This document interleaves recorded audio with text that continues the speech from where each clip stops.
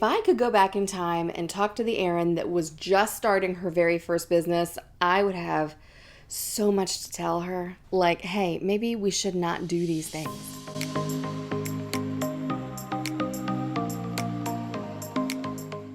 Hey guys, welcome back. It's Erin from erinshebish.com, and today we are going to be digging into what my life was like when I started my very first business, because it was insane. See, I've been in business for longer than I care to admit.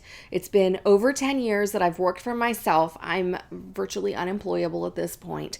And when I first started, I made so many mistakes that made my life infinitely more challenging, that held me back, that kept me from really reaching my goals. And I would love to sit down with the Erin of 10 plus years ago and just tell her what to do and what not to do, but I can't do that. So since I can't go back and tell myself what to do correctly and what mistakes to avoid, I might as well share that with you so that something good comes of it. If nothing else comes out of me making these mistakes, maybe I can spare you the hassle and the stress of doing the same thing that I did when I first started, and you can go and grow in your business way faster than me. But listen, before I tell you that, why don't you do me a favor and hit that subscribe button? That way you can get these updates every single week, because I'm going to be imparting business awesomeness every week. It's going to be amazing. Let's dig into all the things Erin did wrong in the first year or so of running a business. So I've run multiple businesses over the past 10 years, and I've loved every single one of them. But one thing I failed to do every single time was build a strong foundation. I think this really comes from my creative / impulsive nature. When I get excited about something, I want to dig into it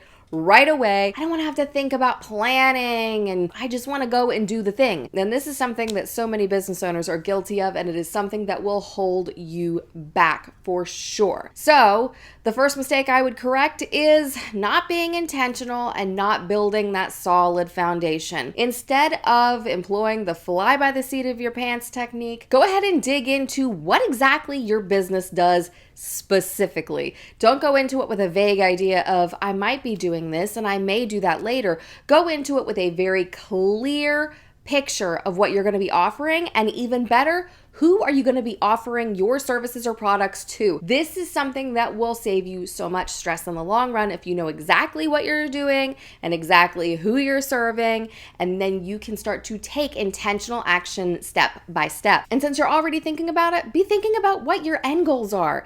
This is another area that I completely neglected when I was building my foundation, or not building my foundation, was I had no idea where I wanted my business to take me, which meant that I was just kind of aimlessly wandering. Get to know what your end goal is. What are you working towards? Another thing that I found myself doing every single time I started a business was trying to be everywhere. Instead of picking a platform and focusing on that, I tried to be present on every single social media platform, on every single content platform, and it burned me out. Not to mention, it really diluted the message that I was trying to spread. If I could go back and tell myself, I would tell myself to pick one or two platforms that I really loved and that I knew my audience was on, and I would devote my time to those. I mean, sure, you can definitely go reserve your name on every single social platform out there, but you don't need to use every single one of them. Instead, figure out what platform you love to interact on the most, figure out what type of content you want to create the most, which ones bring you the most joy, and stick to those. Creating content won't feel like a chore, which means that you will translate your message so much better to your audience, which is going to build that know, like, and trust. And it's not going to make you look like an exhausted, overworked, burnout mom like I was. Which kind of leads to the next point.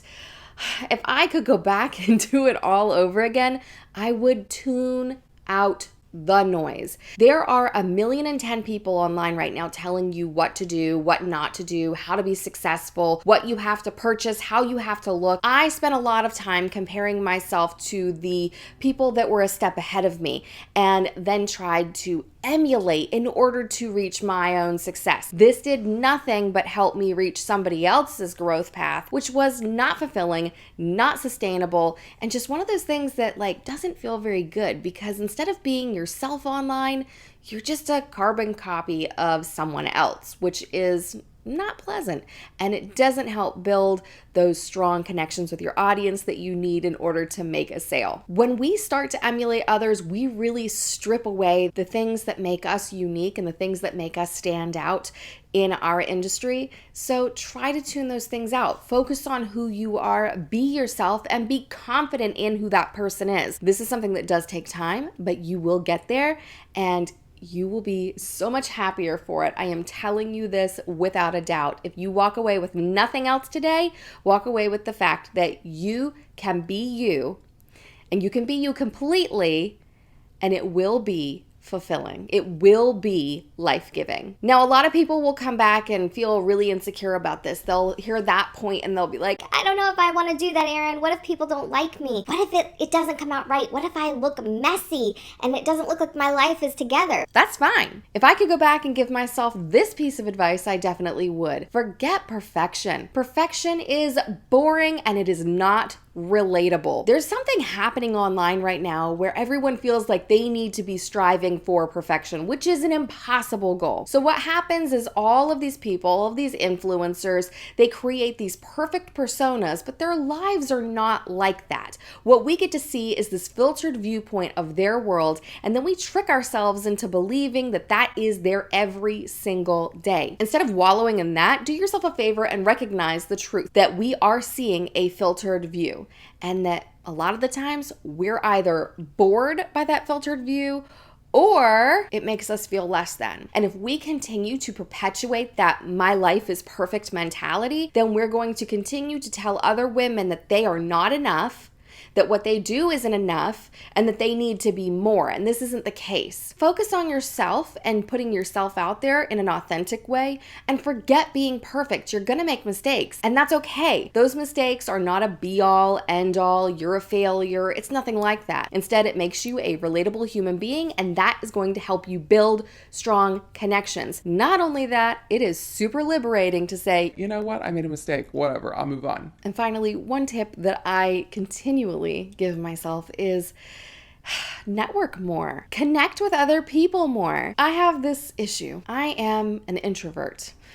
And not only am I an introvert, I am painfully shy.